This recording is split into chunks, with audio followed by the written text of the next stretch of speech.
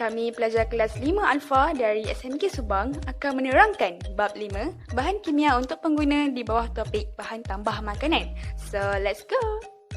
Tahukah anda bahawa kebanyakan makanan mengandungi bahan tambah makanan? Jadi, jangan tahu makan je. Mari kita kenali bahan tambah makanan dan ketahui kesannya kepada kesihatan. Apakah itu bahan tambah makanan? Bahan tambah makanan ialah bahan semula jadi atau sintetik yang ditambahkan kepada makanan. Tujuan utamanya adalah untuk menghalang kerosakan atau memperbaiki rupa bentuk, rasa atau tekstur. Jenis bahan tambah makanan seperti ejen perasa, antioksidan, pewarna, pengawet, pemekat dan penstabil. Ejen perasa. Fungsi perasa adalah untuk meningkatkan rasa makanan dan mengembalikan rasa yang hilang akibat pemprosesan. Contoh ejen perasa, mononatrium glutamat MSG, aspartam dan ester. Mononatrium glutamat berfungsi untuk meningkatkan rasa makanan dalam kebanyakan jenis makanan. Contohnya ialah daging dingin beku, rempah campuran dan sos salad. Aspartam, sejenis pemanis bukan gula dan mengandungi kalori rendah. Aspartam berfungsi untuk memberikan rasa manis kepada makanan, digunakan dalam minuman diet, minuman ringan dan vitamin. Ester, perisa buah-buahan sintetik yang mengandungi sebatian yang merupakan ahli siri homolog ester. Kelebihan ester ialah lebih murah berbanding buah-buahan sebenar, memberikan bau dan rasa buatan yang sama seperti buah-buahan sebenar. Contoh ester, pentil petanoat, etil butanoat dan metil butanoat. Seterusnya, antioksidan. Antioksidan berfungsi untuk menghalang minyak atau lemak dalam makanan dioksidakan oleh oksigen dalam udara. Antara kesan pengoksidaan, lemak berbau tengik, buah menjadi perang dan bahan organik mudah merubah berbau kuat terbentuk.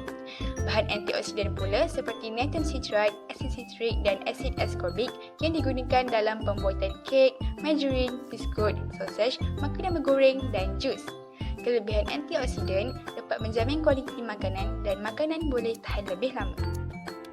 Pewarna. Fungsi pewarna adalah untuk menambahkan atau mengembalikan warna makanan.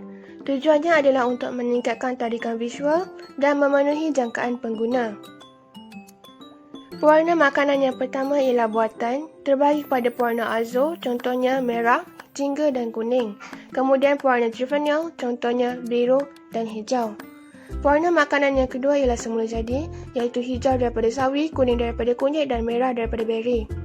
Contoh penggunaan pewarna buatan. Yang pertama ialah teretizin, pewarna kuning azo, contohnya minuman oren, sos custard dan jam aprikot. Kesan sampingan boleh menyebabkan kanak-kanak hyperaktif.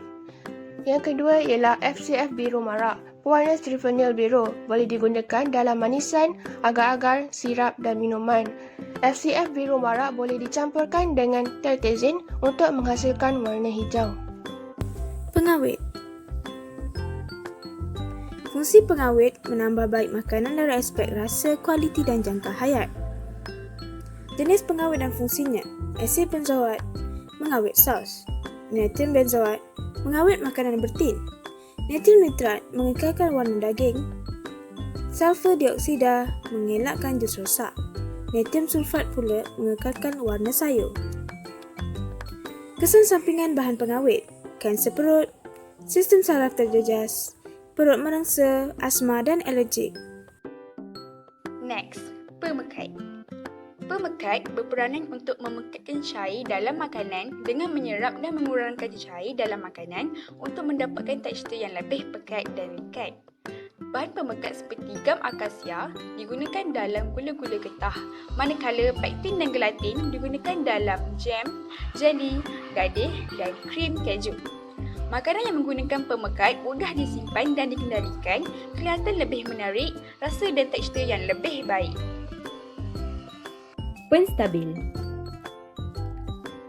Fungsi penstabil ialah membaurkan dua cecair yang tidak bercampur seperti air dan minyak, menghalang proses pemedapan cecair dan memperbaiki tekstur makanan agar lebih sekata, licin dan seragam. Bahan penstabil ialah Lecitin menghalang emulsi daripada terpisah kepada lapisan minyak dan air. Contoh produk, mentega, coklat dan susu pekat. Gelatin melicinkan tekstur makanan.